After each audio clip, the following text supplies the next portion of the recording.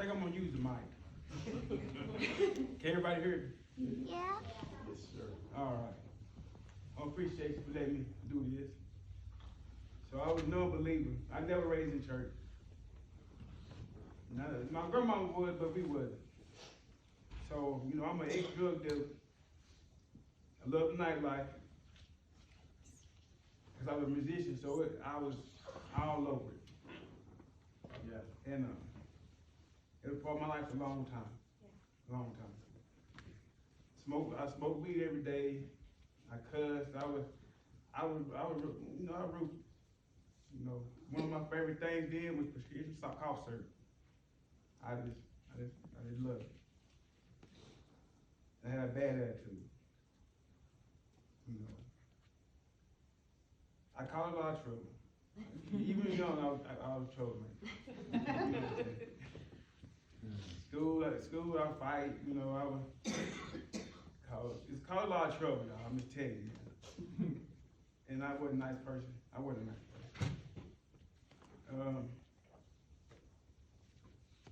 My dad got murdered, you know, when I was young. I was like 2, I guess. It was 85. So that right there really fueled a lot of, you know, raised out with a father, you know. My mama, it was 3 of us, so she had a lot on the plate. Yeah. And I was oldest, and she had to work, and I had to stay.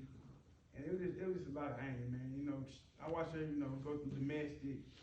That didn't do good with mental, with my mental, you know. So I just felt like the world was against me. Mm-hmm. You know, I had something wrote down on here, but this ain't even gonna cut it.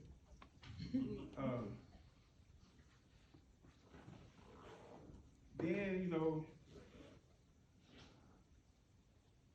I lived on through, and met people that had me doing some stuff. You know, I hung around people that murdered folks. I hung around people that did these awful things. Even myself, you know,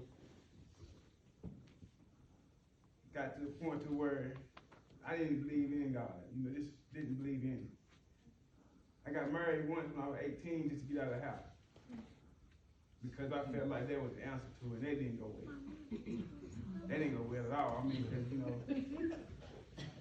it just went left field. Yeah.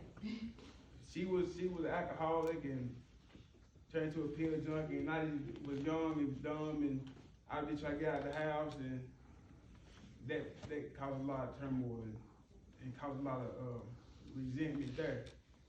Sure. So I just felt like, you know, my grandmama said, well, you know, you gotta go to church. I ain't hearing about it. I don't care about it. I ain't trying to hear no church. Church ain't nothing for me. Yeah. I said, hey, I need to go to church, and why, you know, God do this, why I do that, you know, I ain't got time for it. So time goes on, you know, like I said, I ain't never murdered nobody, but, you know, hey, you know, I done some stuff that's almost up there. You know, I regret it.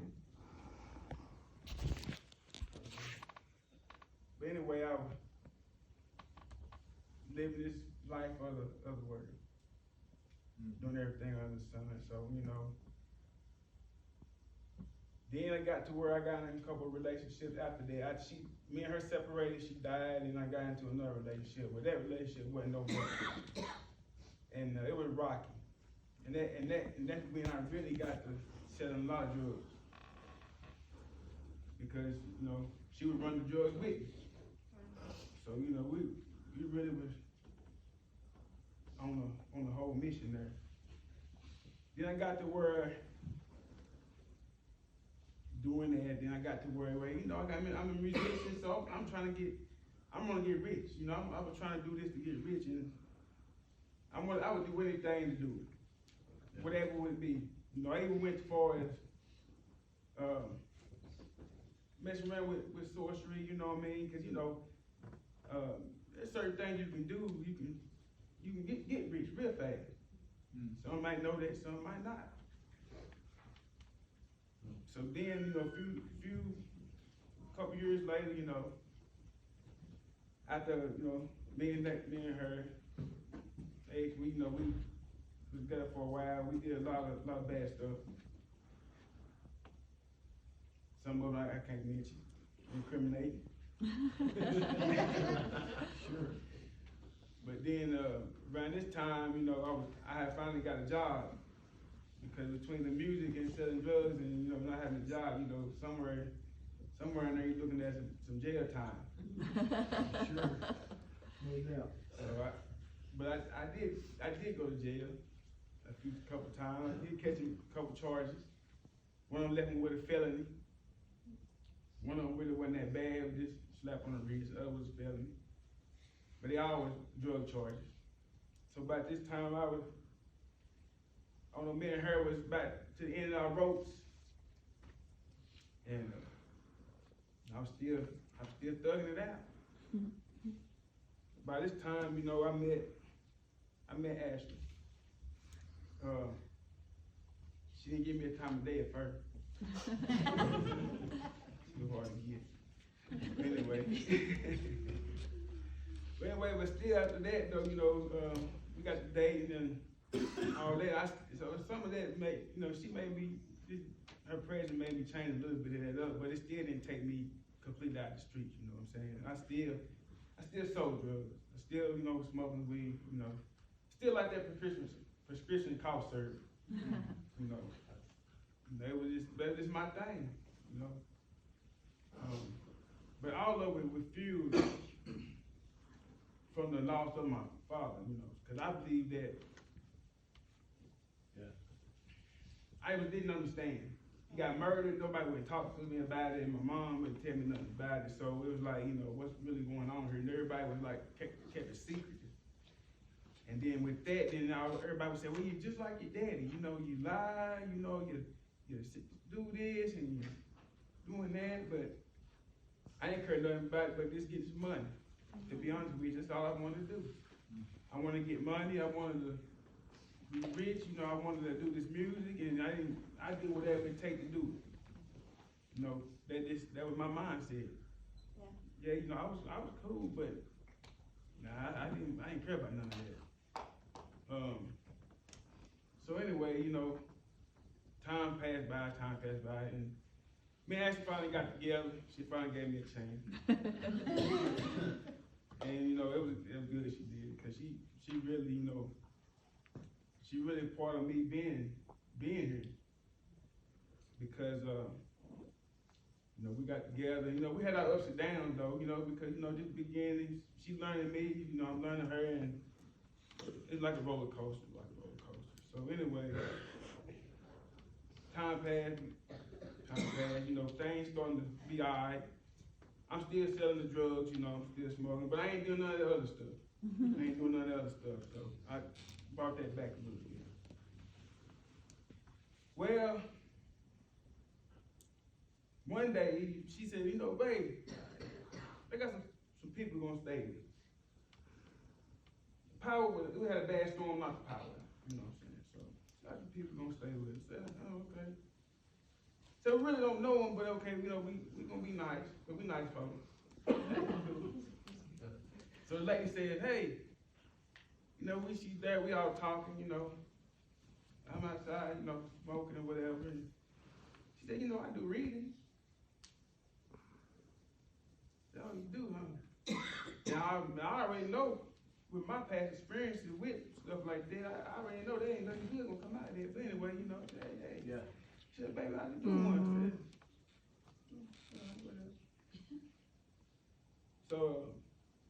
So she do what she do. The woman, she do what she do. I'm puffing. Hey, I'm puffing because I'm knowing. Hey, this ain't gonna go right. Well, she like I said, she did what she did and actually busted out in tears. You know what I'm saying? She said, I felt it. I'm not gonna get into all that, but I felt it. Okay. Time go by, No, we ain't think, you know, hey, it was innocent. But they were there 3 days, we couldn't get them gone. Now, at the time, I'm thinking they just didn't want to go home, you know what I mean? But now I think, I'll tell you here in a minute why I think it was something different. So anyway, time go by, you know, and things nothing wasn't going right in the house. You know what I mean? Nothing wasn't going right. There was a lot going on. And she was staying, you know, she was sick. We were like, what's going on here? So, come find out, the lady that did the reading, she opened up a whole portal, man, and let a demon in her house. I realized. So I don't know, you know, some may believe in it, some might not, but I know for sure it's there. So anyway, we got that took care of, and things started, you know, getting better. She started getting better, and situation started getting better. So that even with that went on, I still, you know, we still didn't make no move to no church house. You know what I mean? Even with that going on. Might have woke us up a little bit, but still didn't make no move on it. Yeah. So I would think so now, you know, I'm like, well, all right, I'm thinking, well, the woman, the reason we couldn't get rid of her because she was attached to it, and it didn't, you know, she didn't want to leave. So it's kind of crazy, but it's true though. So anyway, after that, you know, we still live, and you know, things okay, but it wasn't really okay because you know we still it wasn't right. And at this time, I'm still an unbeliever. You feel me? So I got COVID. We home. I'm a week off working. Where I work then, we didn't get paid for none of that. We didn't get no PTO, none of that stuff. So we sitting there. I'm 2 or 3 days in, ain't working. Bills, dues, everything. You know, we ain't got much. A couple people help us here and there, but really, you know, pride hurts you sometimes. Yes, it will. Sure. So, but still, even through the pride though, you know, we had a few people called and checked on us. But the ones that I expected to call and check on me didn't call. They'd be the ones I did the street life with. You know, because I knew a lot of people, I had a lot of friends when I was in that life.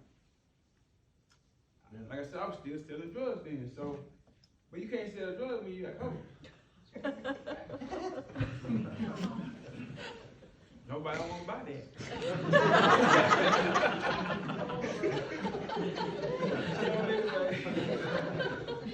So anyway, you know, I called, not one of them called. Not one of them called me, you know, called and say, hey, you need a cup of water, you know, hey, you need some saltine, nothing.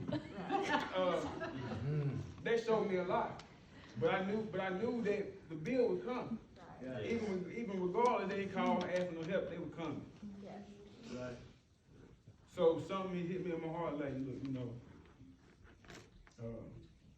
God, you help us through this. You know, I changed. So actually, you know, a couple weeks later, actually, like, you know what? I'm going to church with my dad. I said, let's go. Let's go. So that was the first day I came. When I came, the first day I came, it made me, you know, I can't remember what your sermon was about, but I just know that when I came, I felt like I was supposed to be here. You know, he stirred me straight to it. So, you know, then after that, you know, it was still a struggle because, you know, with me, I'll be 39 next week. So I lived up to the past couple of years. I lived the whole in the world. You know, I didn't know. I didn't know how I was gonna go. This is all new. I had to learn how to live again. Live all over without the selling drugs, the not doing the drugs. Not cussing. You know, that's all that stuff. I had pretty much had to learn to live again. Yes. Yes. Yes. Yes. So now, you know, but I never forget coming in and hearing what he preached that day, because whatever it was he preached, it really cut me. because, you know, it was no I'm supposed to be here. Right. And ever since then, I've been here. Yes, You know, Yes, I ain't sir. missed many days. Yeah. And then, I had to say, if my dad didn't get murdered, I wouldn't be here. Now that may kind of sound bad, but I know what I hear about it. So I know that how I was without him being here. If he was here, what would I really be? I mean, would I be dead? Cause he got murdered, and I'm pretty sure some of the choices he made got him killed. Right. And the choices I was making, you know, I was on my way to be one of them, in jail or dead. Yeah. So yeah, I think that was a good thing that it happened how it happened. Cause that's why I'm here now. Yeah. So now, you know, I just thank God that He brought me here. Yes. But it took all that mess, you know, and half my life to get me here. But I'm here now. Better late than never. Yes, sir. So if somebody was praying for me, maybe my grandma, I don't know, but I just want to thank everybody for accepting me here, and I enjoy being here. You know, it just like I said, it's hard, and it's hard to do. Every day is a struggle, but I stay faithful. Yes, sir. Yes.